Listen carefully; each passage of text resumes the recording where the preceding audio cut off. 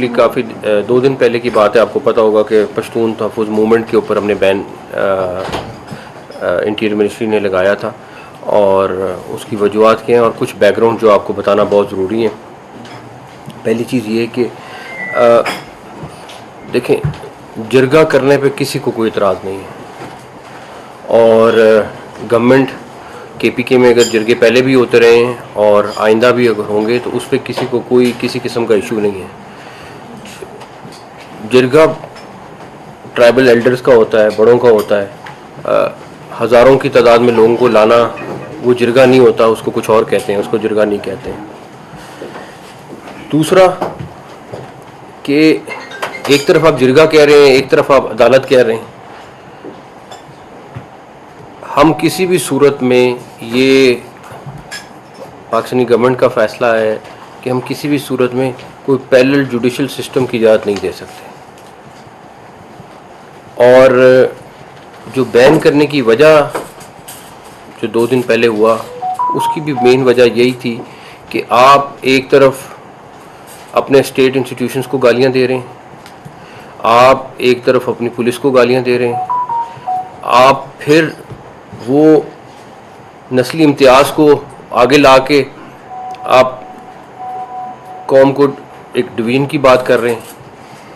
आपके पॉलिटिकल चीज़ें आप ज़रूर करें, आप उनके हकूक़ की बात है आप ज़रूर करें, लेकिन आप इस तरह स्टेट और खुलेआम दे रहे हैं। आप सोशल मीडिया चले जाएं, आप उनके लीडर्स की तकरीरें उठा लें, मौजूद हैं, किस गलीज़ ज़ुबान में वो इस्तेमाल करते हैं लैंग्वेज, वो आप सबके सामने। लेकिन उस सारी चीज़ में आप इंस्टीट्यूशन के ख़िलाफ़ कौम को खड़ा करने की कोशिश करें, ऑल्दो के आपके सामने है कि उनके साथ कितने लोग हैं कितने लोग नहीं हैं, उसकी इजाज़त नहीं दी जा सकती। हमारे इल्म में है कि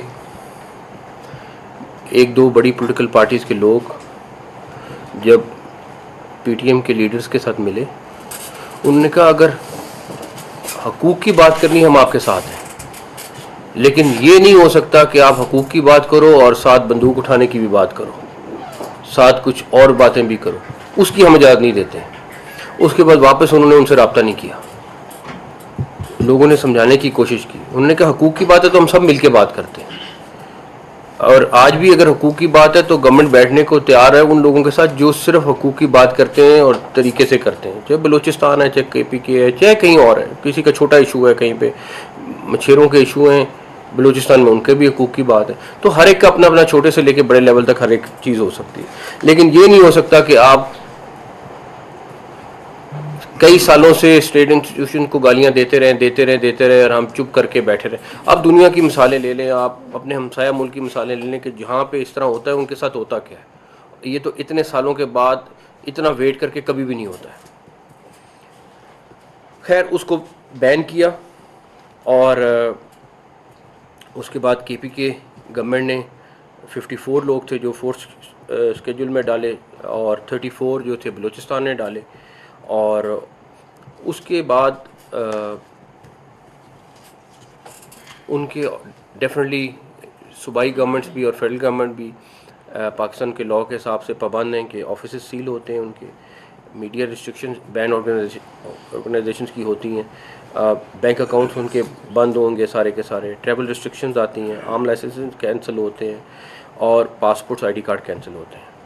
अब हमारा सिर्फ एक चीज़ है कि ये तो हो गई बैन, अब जो भी किसी भी तरीके से उनको असिस्ट करेगा, जो भी किसी तरीके से उनको हेल्प आउट करने की कोशिश करेगा, वो भी इसी नरगे में आएगा। उसके ID कार्ड भी ब्लॉक होंगे, उसके पासपोर्ट भी ब्लॉक होंगे, चाहे वो किसी कैटेगरी में हो, किसी भी तरीके से हो। उसकी जो हमें अभी कल परसों में नोटिस में आया है कि जो लोग उनको हेल्प आउट करने की कोशिश कर रहे हैं, तो उनके लिए हमारा ये मैसेज है कि आप ज़रूर देखें, आप अपनी पॉलिटिकल एक्टिविटी करें, अपनी बाकी एक्टिविटी करें, लेकिन अगर आप लोग किसी भी तरीके से उनके साथ मुलव्वस पाए गए तो आपके ख़िलाफ़ भी वही एक्शन होगा जो एक बैन ऑर्गेनाइजेशन का ये लॉ के हिसाब से चलता है। अब आपको मैं सिर्फ उनका 3 दिन का प्लान जो है आगे करने आपको दिखाता हूँ। अभी इसमें आप देखें कि ये पाकिस्तान में इस तरह के प्लान मुरतब नहीं हुए। ये डेफिनेटली आपको क्लियर कट है कि ये बड़ी प्लानिंग के साथ, बड़े तरीके के साथ आप कौम को किस साइड पे लेके जा रहे हैं और क्या करना चाह रहे हैं, ये बड़ा आपको क्लियर नज़र आएगा। आपको सिर्फ ये पता हो कि जो इनकी डॉक्यूमेंट्रीज बन रही हैं वो बाहर की कंपनीज ने बनाई हैं, और जो उनकी फंडिंग है उसके कुछ एविडेंसेस हम आपको अगले दिनों में शेयर भी करेंगे।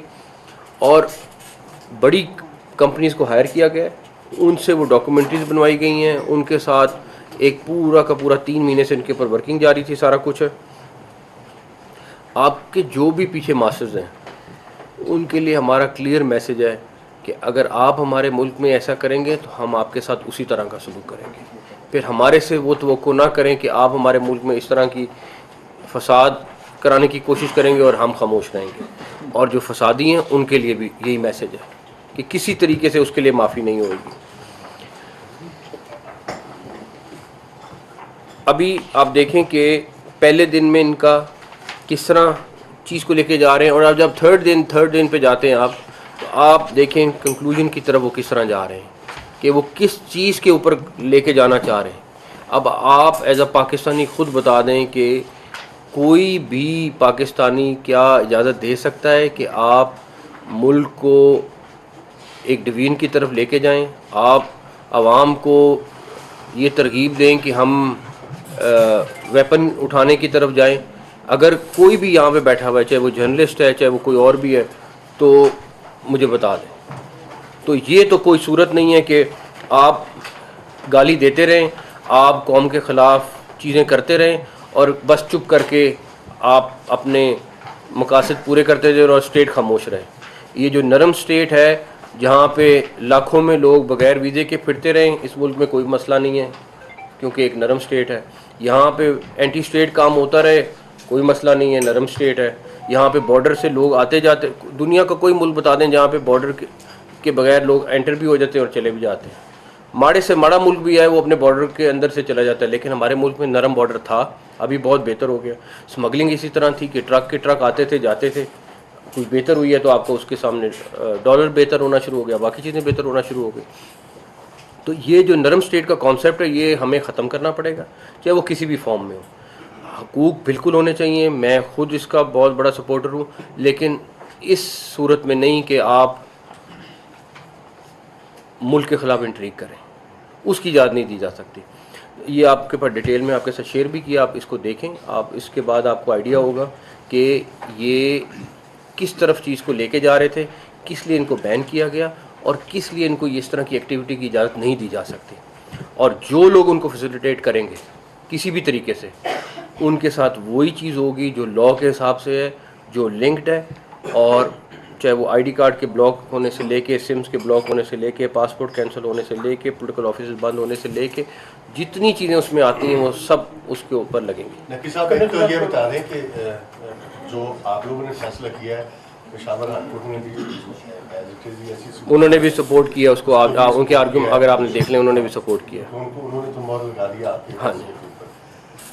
जो आपने बात की है कि जो इनको सपोर्ट करेगा, इन रेफरेंस टू देखा जाए तो गंडापुर ने मुलाकात मुझसे कुछ दिन पहले की थी, आपका इशारा किसी नहीं, मैं आपको बताता हूँ, बिल्कुल नहीं है। उनके साथ मुसलसल तकरीबन हर पार्टी के लोगों ने मुलाकात की है, और चाहे वो गवर्नमेंट के अलाइज हों चाहे बाहर हों, मुलाकात करना, और वो उससे पहले मुलाकात थी जब वो बैंड भी नहीं थे। प्लस दूसरी बात ये है कि मुलाकातों का सिलसिला हो उसमें मसला नहीं है, लेकिन किसी किस्म की सपोर्ट होगी वहाँ पे मसला ज़रूर बनेगा। अच्छा सर, तो इनके लिए आम माफ़ी का ऐलान करना चाहेंगे, अगर आप उनको, अगर वो उनसे अपना तल्लुक़ ख़त्म करते हैं, उनको गवर्नमेंट की रियायत करेगी इनमें से? अगर कहेंगे, अगर मैं देखें, मेरा तो इसमें बड़ा मेरा, मैं ये जवाब दूँ फिर आप अगला सवाल कर लें। मैं तो इस मामले में मेरा ख्याल है हम सारे बड़े क्लियर हैं कि जो स्टेट के ख़िलाफ़ वेपन उठाएगा या कोई लैदगी की बात करेगा वो हमारा दुश्मन है। अदरवाइज़ चाहे जितना मर्जी तल्ख आदमी क्यों ना हो, जितना मर्जी तल्ख जमात क्यों ना हो, लेकिन अगर वो सिर्फ उसके अंदर रह के बात करेगी, हमारा फ़र्ज़ है कि उनसे बात करना, उनको मनाना, उनके इश्यूज़ को एड्रेस करना। ये गवर्नमेंट में जो भी बैठा हो उसका फ़र्ज़ है कि उनको देखना। अच्छा, दूसरा मेरा ये है कि चाइनीज़ के इशू से था, देखें उसमें सबसे पहले वो चाइनीज़ आ रहे हैं चाइना से, जहाज़ की लीकेज होना, किस फ्लाइट से आ रहे हैं, किस तरह आए, फिर सर्च लाइट से कैसे उस गाड़ी को टारगेट किया गया, ये चीज़ें हमारा क्या लीकेज कहाँ से हुई है, हमारी एजेंसी वो से हुई है? इन्वेस्टिगेशन हो रही है मेरे ख्याल नहीं, में। उसमें ऐसी खतरनाक बात है सर कि एक वो तो इतना सीक्रेट है कि आम आदमी को तो पता ही नहीं, नहीं मेरे ख्याल में चलता। अभी 2-3 दिन ठहर जाएं, आपके पास बहुत डिटेल आ जाएगी, फिर उसमें आपको बड़ी क्लैरिटी हो जाएगी कि क्या है। अच्छा सर, 2-3 दिन में आपके ये पास। ये स्टेट के अंदर एक स्टेट कायम करने जा रहे हैं क्योंकि अपनी अदालत जो बनाने जा रहे हैं, तो इस पर कोई गिरफ्तारियां भी अमल में लाएंगे। दूसरी बात ये कि केपी हुकूमत, सेंटर की हुकूमत से इस सारे मामले पर ताउन करेगी। देखें, सबसे पहले फिर वही बात है कि पाकिस्तान आता है, उसके बाद सारी चीज़ें आती हैं। ये जो चीज़ हुई है, ये सारी की सारी गवर्नमेंट के कानून के तहत हुई है, सारा कुछ हुआ है। और इसमें मेरा नहीं ख्याल पे कहीं पे जब स्टेट का मामला आता है तो किसी एक का कोई डिफर होता है, बाकी उनके पॉइंट ऑफ व्यू फ़र्क हो सकते हैं उसमें। मिनिस्टर साहब, मैं खुद भी वज़ीरिस्तान से हूँ, अलानुर वज़ीर मेरा नाम है, मशरिक टीवी चैनल से हूँ। तो मेरा सवाल ये है कि वहाँ पे आपको पता है कि लोग किस तरह ज़िंदगी गुजार रहे हैं। मेरी 24 साल उम्र है, अल्लाह की कसम है, आज तक वहाँ पे जो हालात है आप हैरान रह जाएंगे। आपको मैं सिर्फ 24 घंटे के लिए लेके जाता हूँ, आप खुद कहेंगे कि यार मुझे वापस मतलब भगा के ले जाओ और मैंने यहाँ से निकलना है। और दूसरा सवाल मेरा ये है कि मुंबई में साबिक़ वज़ीर-ए-आज़म नवाज शरीफ ने जो मुंबई हमला हुआ था उसके हवाले से बात की थी, इदारों के हवाले से, आपने इदारों के हवाले से बात की। अभी उसकी बेटी वज़ीर आला है और उसका भाई वज़ीर-ए-आज़म है।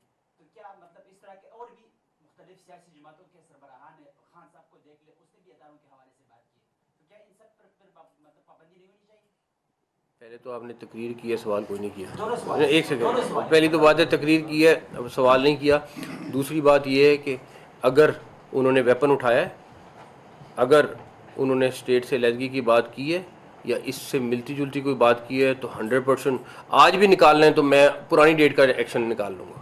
लेकिन ये देखें, हम ये बात कहते हैं ना, हम बलूचिस्तान, सिंध, पंजाब, हर जगह पे ऐसे इलाके हैं, बैकवर्ड इलाके हैं जिनको गवर्नमेंट्स अपने अपने तौर पे ठीक कर रही हैं।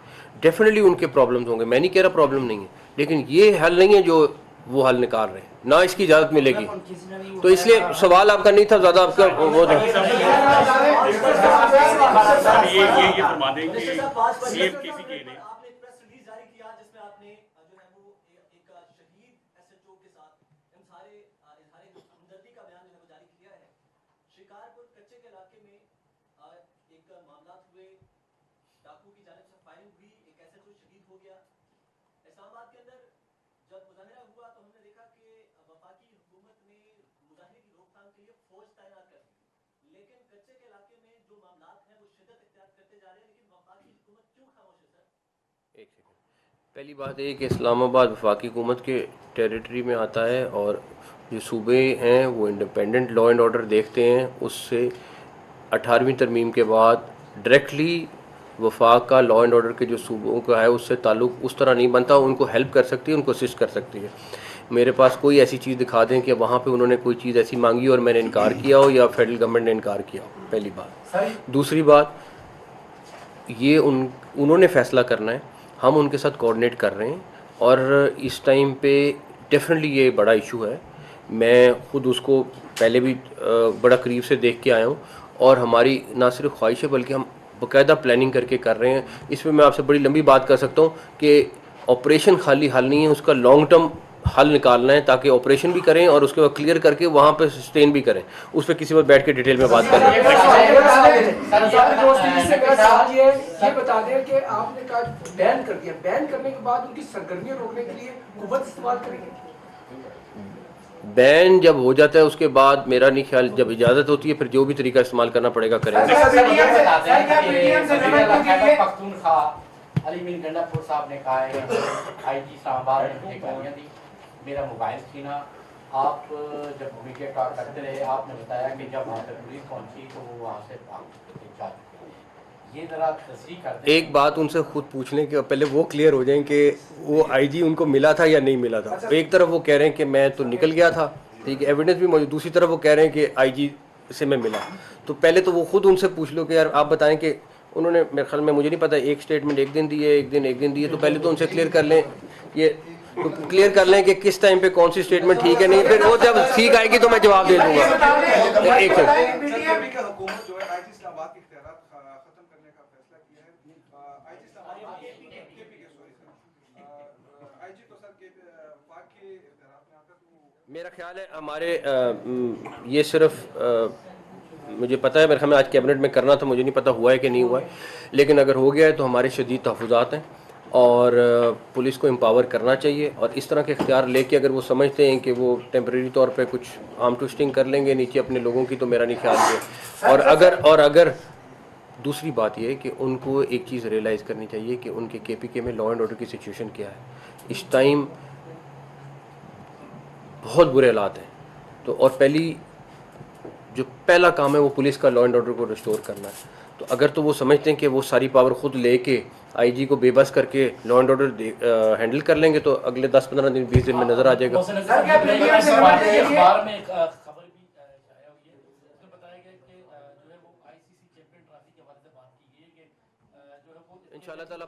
इंशाल्लाह ताला पाकिस्तान में होगी। एक सेकंड, KPK के चीफ मिनिस्टर की जो ग्रीवेंसेस उन्होंने बताए हैं असेंबली में बताए हैं, इस हवाले से वफाकी हुकूमत क्या इक़दाम कर रही है? उन्होंने तो अपनी कहानी ज़्यादा सुनाई है जी, नहीं उसमें उन्होंने शिकायतें तो की। वो अगर हमें मिले होते तो हमें ज़्यादा आइडिया हो जाता कि शिकायतें क्या क्या नहीं। बता दें, अली अमीन गंडापुर साहब थे कहाँ पे? उन्होंने तो अपनी स्टोरी सुनाई है, हुकूमती वर्जन क्या है, वो कहाँ पे थे 24 घंटे? ये तो उन्हीं से पूछे कहाँ पे थे। मैं इस्लामाबाद आऊंगा और किताब भी करूंगा, उन्होंने दावा भी किया कि मैंने किताब की, फिर वापस भी चले गए। यार मेरी बात से उनका वहां से आना, एक सेकंड, पहली बात तो ये है कि यहाँ पे आपकी जो है वो सहूलतकारी समझी जाए या नाकामी समझी जाए कि वो आए किताब की क्या रिपोर्ट होकर। अच्छा एक सेकंड, मेरी एक बात का जवाब दे दें। मेरे ख्याल में मेजॉरिटी लोग यहाँ जो बैठे हुए हैं वो 2 दिन D चौक पे थे और दिन रात, ठीक है ना, 3 दिन वहाँ पे थे।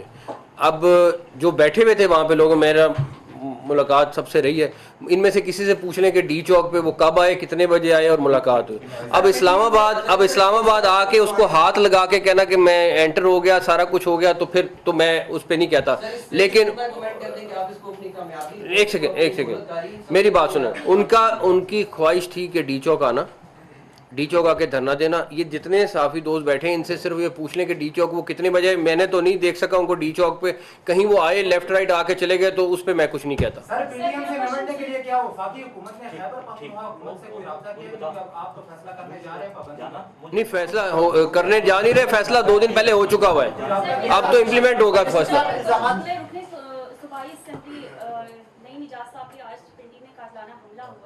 और एक तरफ SCO भी है और दूसरी तरफ हाई अलर्ट सिक्योरिटी है, तो इस हवाले से आप क्या कहेंगे? देखिए, सिक्योरिटी की arrangements already under article 245 army आ चुकी हुई है, वो टेक ओवर कर लिया हुआ है सिक्योरिटी को। तो वो अभी कुछ थोड़ी देर पहले, बल्कि इस टाइम जब हम बात कर रहे हैं तो सऊदी मेहमान भी हमारे ऑलरेडी पहुंच चुके हैं, वो भी 2 दिन के दौरे पे आए हैं, तो इंशाल्लाह ताला उसमें तो हमारी कहीं कोई कमी नहीं रहेगी।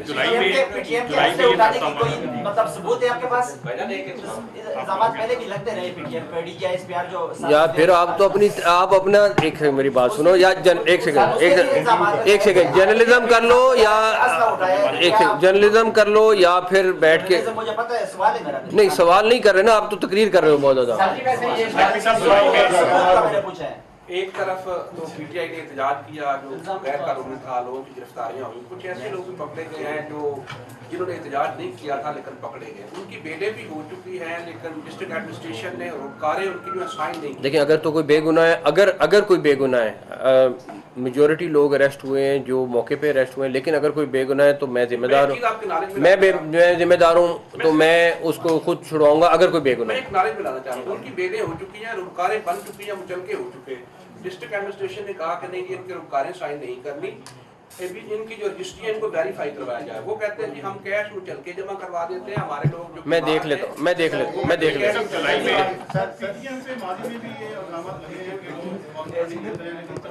मैं आपको उसके सारे सबूत ला के दूंगा, ये जो कह रहे हैं ना सबूत, मैं सारे सबूत आपके साथ किसी वक्त शेयर भी कर लूँगा। आपका फोकस जो था वो D चौक पे था कि अभी इनको यहाँ नहीं आने देना, तो ये बेहतर ना होता कि सारी नफरी यहाँ रहती और पूरा इस्लामाबाद जो है वो बंद ना। अच्छा, उसके पहली बात ये कि उनकी कॉल D चौक की थी और हमने D चौक रोकना था पहली बार, ठीक है। इस्लामाबाद को हमने डेफिनेटली रोकना था क्योंकि उसकी 2 रीज़न है। पहली रीज़न ये है कि वहाँ पे हम इतना बड़ा जत्था नहीं आने दे सकते थे, ठीक है।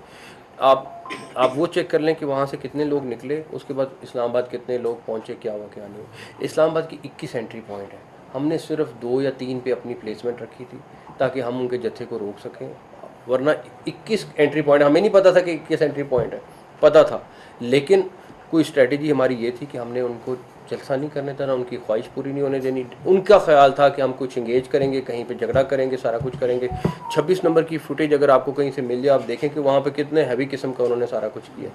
बट इन द एंड मेरा तो सिर्फ इतना पॉइंट है, आप उनसे पूछें डीचो का कि जलसा किया कि नहीं किया। Thank you.